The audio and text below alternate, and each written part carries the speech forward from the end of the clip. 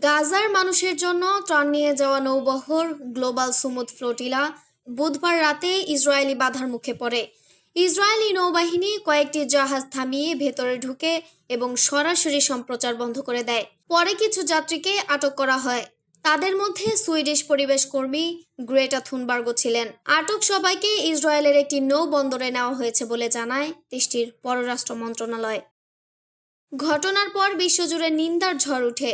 তুরস্ক এটিকে সন্ত্রাসী কাজ বলে উল্লেখ করেছে।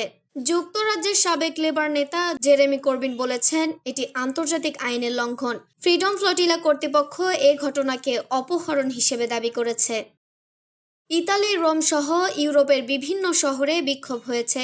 ইতালির সবচেয়ে বড় শ্রমিক সংগঠন শুক্রবার ধর্মঘটের ডাক দিয়েছে। এছাড়া জার্মানি, গ্রিস ও তুরস্কেও প্রতিবাদ হয়েছে। এই অভিযানে প্রায় 40টির বেশি নৌযান অংশ নেয়, যেখানে ছিল প্রায় 500 জন যাত্রী। তাদের মধ্যে ছিলেন মানবাধিকার কর্মী, সংসদ সদস্য ও বিভিন্ন দেশের সামাজিক আন্দোলন কর্মীরা।